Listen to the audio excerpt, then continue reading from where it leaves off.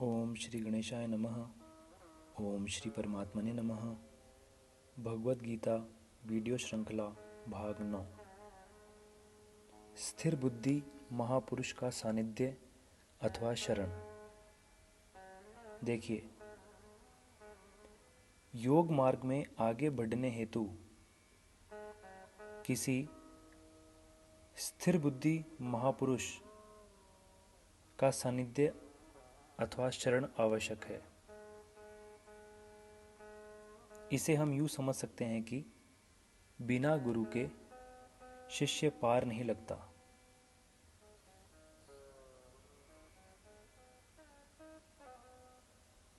स्थिर बुद्धि महापुरुष कौन है? किसकी शरण में जाना चाहिए? किससे सानिध्य प्राप्त करना चाहिए? इस हेतु भगवान ने गीता जी के दूसरे अध्याय में कुछ श्लोक कहे हैं। इन पर ध्यान दीजिए। अध्याय 2 श्लोक 55।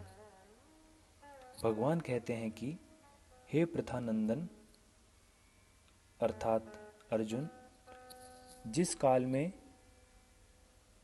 साधक मन में आई संपूर्ण कामनाओं का भली भांति त्याग कर देता है और अपने आप से अपने आप में ही संतुष्ट रहता है, उस काल में वह स्थिर बुद्धि कहा जाता है। अर्थात संतोषी व्यक्ति गुरु बनाने लायक होता है। उनसे संतोष सीखा जा सकता है। दूसरा श्लोक 56। इसमें भगवान कहते हैं, दुखों की प्राप्ति होने पर जिसके मन में उद्वेग नहीं होता,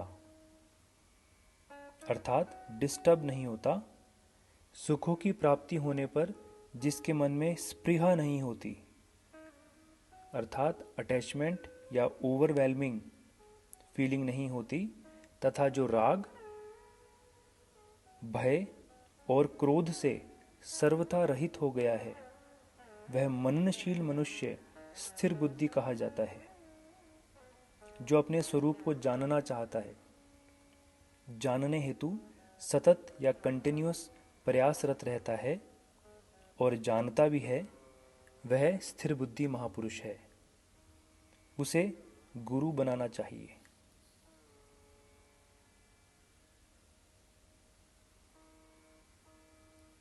आगे भगवान कहते हैं श्लोक 57। सब जगह आसक्ति रहित अथवा बिना अटैचमेंट जो मनुष्य उस शुभ अशुभ को प्राप्त करके न तो प्रसन्न होता है और न द्वेष करता है, उसकी बुद्धि स्थिर है। ना किसी से लगाव, ना किसी से वैर, उसे ना कुछ अच्छा लगता है ना कुछ बुरा, वह समान भाव से रहता है, अतः स्थिर बुद्धि है। उसे गुरु बनाया जा सकता है। आगे कहते हैं श्लोक 58। जिस तरह कछुआ अपने अंगों को सब ओर से समेट लेता है, ऐसे ही जिस काल में यह कर्मयोगी इंद्रियों के विषयों से इंद्रियों को सब प्रकार से हटा लेता है, अर्थात सेंसेस और सेंसेस की भूख या सेंसेस जिस पे हावी नहीं होते, सेंसेस के सेटिस्फेक्शन के पीछे जो नहीं भागता, उसकी बुद्धि स्थिर हो जाती है। यह 4 श्लोक बहुत महत्वपूर्ण है। इससे हम जान सकते हैं कि हम किसका सानिध्य प्राप्त करें, तथा इन श्लोकों से हम यह भी जान सकते हैं कि हमें साधना के पथ पे चल के किस लक्ष्य को प्राप्त करना है। परंतु आज के परिप्रेक्ष्य में एक समस्या है। द्वितीय बिंदु, वर्तमान युग में गुरु किसे बनाएं? देखिए, आज के युग में जहाँ चारों ओर भौतिकवाद, राग द्वेष, ममता, कई प्रकार के अवगुण विद्यमान हैं, ऐसे में यह आसान नहीं कि हम स्थिर बुद्धि वाले महापुरुष को ढूंढ सकें तथा उनकी शरणागत होके उनसे योग का ज्ञान प्राप्त कर सकें तथा भगवान के प्रति अपनी श्रद्धा को पुष्ट कर सकें।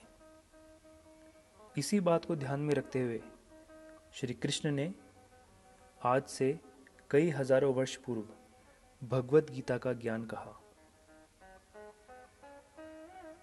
यह सभी गुण भगवत गीता में विद्यमान है, अतः साधना के पथ पर भगवत गीता को गुरु बनाया जा सकता है,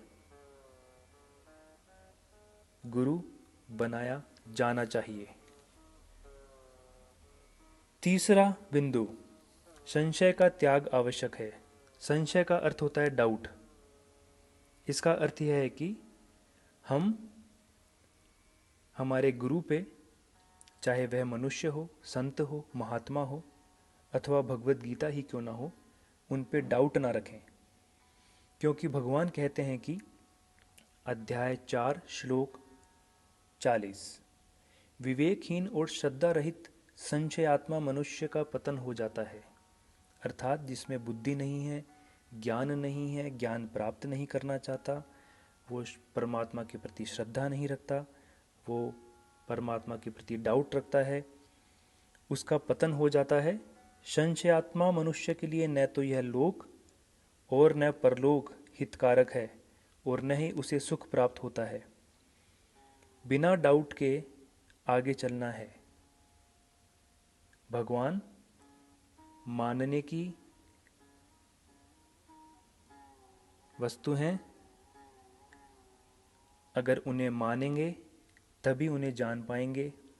संसार से विरक्ति और भगवान में मन को लगाना, जब यह दृढ़ निश्चय कोई साधक कर लेगा तभी उसे साधना के पथ पर सफलता प्राप्त होगी।